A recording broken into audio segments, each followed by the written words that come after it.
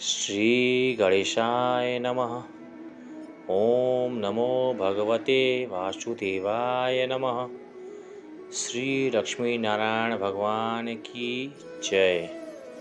प्रिय भक्तों, सनातन धर्म में वर्ष भर में 24 एकादशियाँ आती हैं, लेकिन उनमें आषाढ़ शुक्ल पक्ष की देवशनि एकादशी का महत्व सबसे अधिक माना गया है, क्योंकि इसी दिन भगवान श्री हरि विष्णु 4 महीनों के लिए योग निद्रा में चले जाते हैं और यहीं से चातुर्मास का शुभारंभ होता है।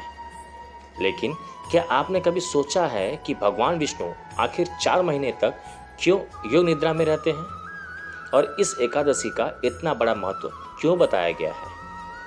तो आइए सुनते हैं इससे संबंधित एक प्राचीन पौराणिक कथा के बारे में। देवलोक पर अपना आधिपत्य स्थापित करने के लिए बहुत समय तक देवताओं और असुरों के बीच निरंतर युद्ध हो रहा था। असुरों का अत्याचार इतना बढ़ गया था कि देवता भयभीत होकर भगवान श्री हरि विष्णु के शरण में पहुंचे।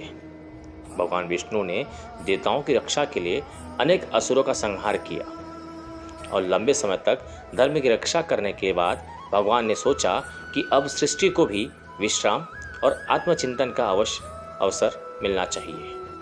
तब आषाढ़ शुक्ल एकादशी के पावन दिन पर भगवान श्री हरि क्षीर सागर में शेषनाग की सैया पर योग निद्रा में विराजमान हो गए और जाते समय उन्होंने सृष्टि की व्यवस्था और धर्म की रक्षा का दायित्व भगवान शिव को सौंप दिया।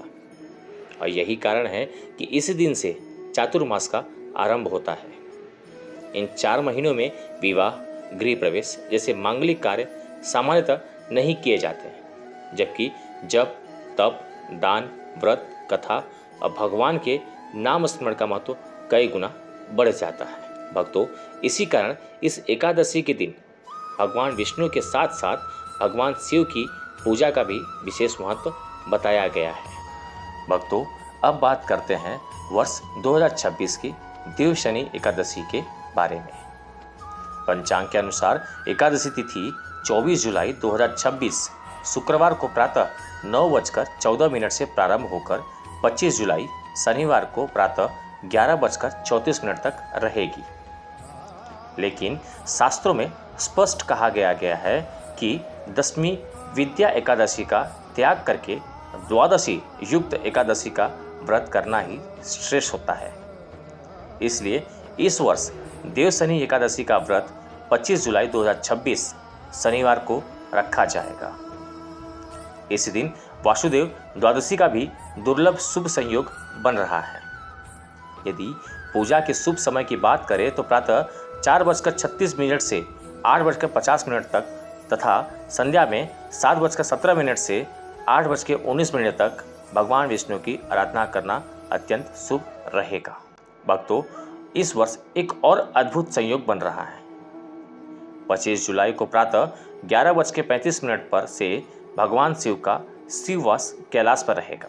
मान्यता है कि जब भगवान विष्णु योग निद्रा में चले जाते हैं तब भगवान शिव संपूर्ण सृष्टि के संचालन का दायित्व संभालते हैं। इसलिए इस समय शिवलिंग पर जल, बेलपत्र और श्रद्धा अर्पित करने से भगवान शिव अत्यंत शीघ्र प्रसन्न होकर अपने भक्तों की मनोकामनाएं पूर्ण करते हैं। आइए अब जानते हैं इस व्रत की सरल पूजा विधि के बारे में।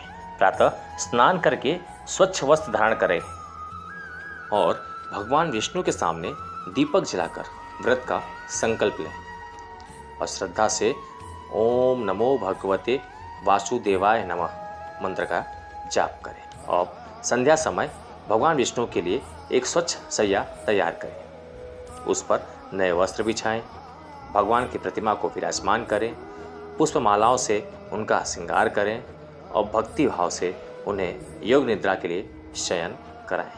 अब बात करते हैं पारण की। 25 जुलाई को प्रातः 11:35 से द्वादशी प्रारंभ होगी, लेकिन हरिवासर सायंकाल 5 बजे तक रहेगा।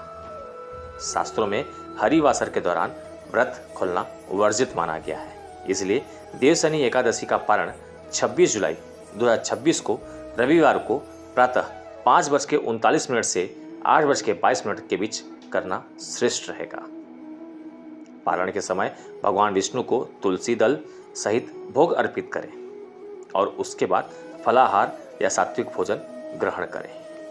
भक्तों, शास्त्रों में कहा गया है कि जो व्यक्ति श्रद्धा और नियम पूर्वक द्विशनि एकादशी का व्रत करता है उसके अनेक जन्मों के पाप नष्ट हो जाते हैं। भगवान विष्णु उस पर अपनी कृपा बरसाते हैं और जीवन में सुख, शांति, समृद्धि तथा अंत में मोक्ष का मार्ग प्रशस्त करते हैं। आइए अंत में हम सभी मिलकर भगवान से प्रार्थना करें कि हे श्री हरि, जैसे आप समस्त सृष्टि का पालन करते हैं वैसे ही हमारे जीवन को भी धर्म, भक्ति और सदाचार के मार्ग पर चलने की शक्ति प्रदान करें और हमारे घर में सुख, शांति और समृद्धि का वास हो तथा आपकी कृपा सदैव बनी रहे। अंत में भक्तों, इस बात का ध्यान रहे कि जब तक सांस है तब तक प्रभु का नाम लेते रहें। भक्तों, भक्ति के यह ज्योति यूं ही जलती रहे और सत्य सनातन धर्म की ऐसी ही दिव्य कथाएं आपको हमेशा सुनने को मिलती रहें। इसके लिए आप सभी को भक्ति कहानी हिंदी 2.0 के YouTube चैनल को अभी सब्सक्राइब करें और हमारे WhatsApp चैनल को फॉलो करें। लिंक बायो में दिया गया है। अंत में पूरे श्रद्धा भाव से बोलिए श्री लक्ष्मी नारायण भगवान की जय, सत्य सनातन धर्म की जय। ओम नमः पार्वती पतये, हर हर महादेव।